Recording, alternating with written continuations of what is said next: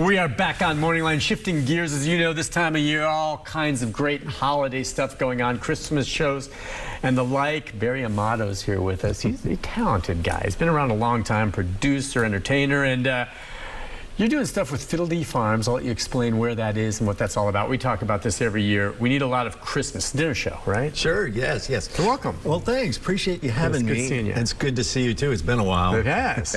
Yeah. Yeah, Fiddle Farms is out past, it actually is, it borderlines White House in the Greenbrier area. It's kind of a tricky little address, but it's really technically Greenbrier. Right. And Karen and Craig Pulley, who are the owners of the they have all kinds of venue. every year. We always know about Halloween, the corn maze, and everything else. Shuckles, corn maze, and everything. Yes.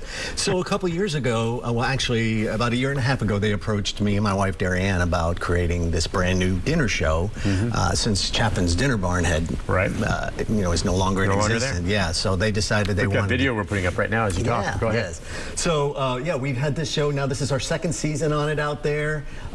We run on the weekends. We're up until December 23rd. We've got everything: singing, dancing, magic, comedy. Everything is in there, multiple costume changes, and it's just a fun, energetic show, and it's kind of reminiscent of the old days of the shows that we used to do at Opryland, and so it's kind of nice to bring something like this back to the Nashville area. Yeah, I mean, this more traditional type thing, just watching this right now, it's really cool. I saw Marvel superheroes in there.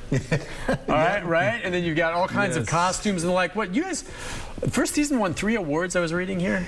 Yes. Yeah, the Nashville Theater Critics Awards and Best Musical Ensemble. Yes, in our first season, and then there were a couple individuals outstanding performers and all that. So I mean, it's a quality show. I mean, and you do a lot of stuff, as you were telling me when you sat down in Pigeon Forge. Correct. Which draws huge crowds. Oh, yes. And so, I mean, this is I just want people to know, when you look at this, you think about different types of performances. And, you know, I sat through my share of my son's high school Christmas. One of those was enough for me, you know.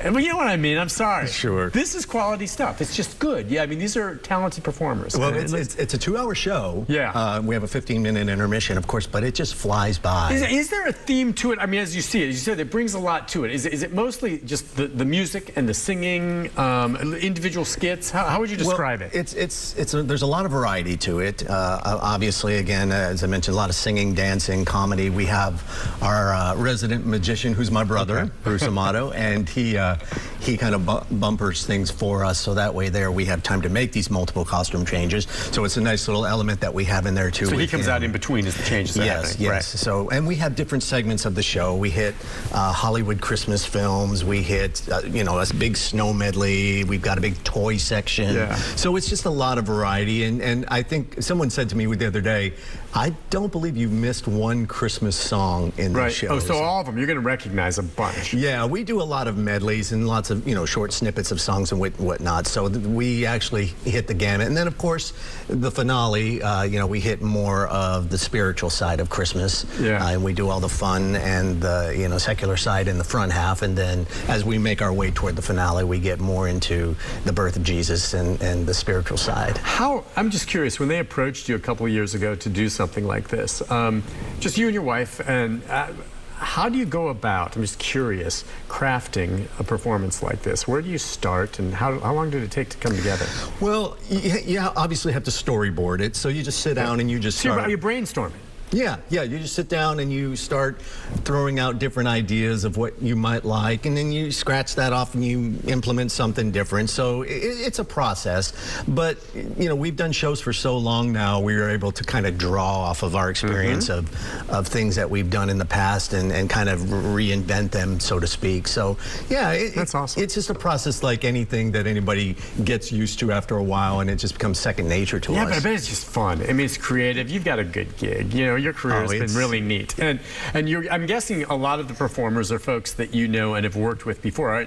Did some of them, you probably had in mind, yeah, I want you for this or this, but did some audition as well? How do you go about choosing who performs? No, throughout the years, obviously, we've built a quality talent pool of folks around town, and there's still a lot of them that are here in Nashville. I know years ago when we were at Opryland, a lot of those folks ended up leaving just because there wasn't the opportunity and resource here.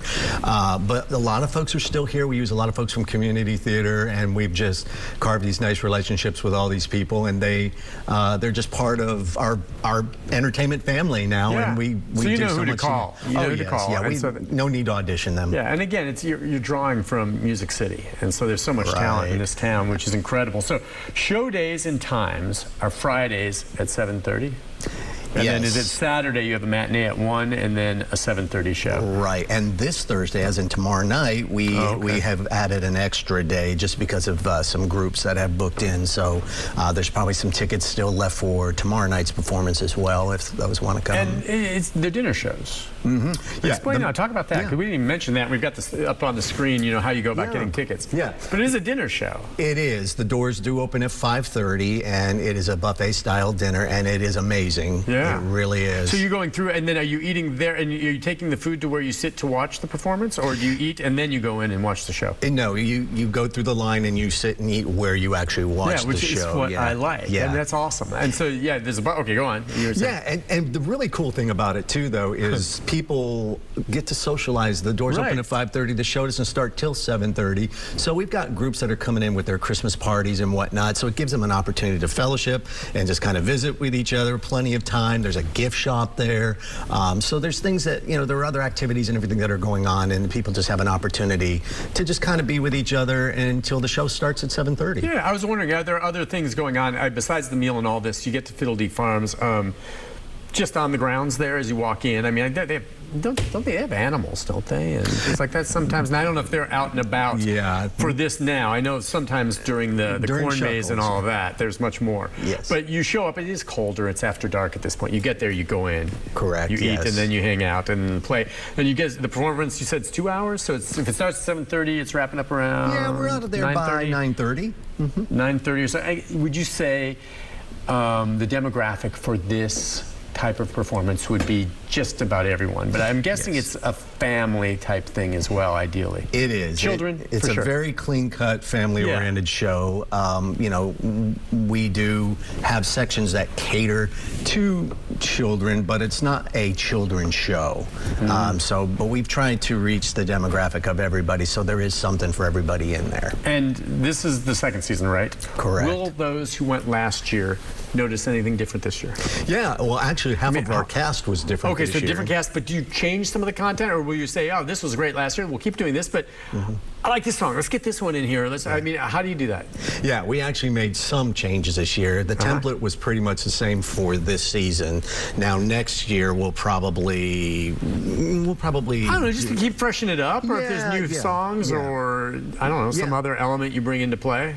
Yeah, there's a lot of things that work so well that, that people really enjoy that we'll probably just keep those in play. But we will we'll be making changes as we go along. And there are families that, a lot of them have come back this year, and they're making it a yearly tradition now. Well, exactly. So many families have that, and this is the perfect thing. And this is only the second year, but hopefully you keep doing this for years. Yes. How I'm trying to think of the various traditions, and this is pretty neat. But think about Nutcracker. People do the Nutcracker. Of course, at home, maybe you want to watch The Grinch Stole Christmas. And all. Will the Grinch show up?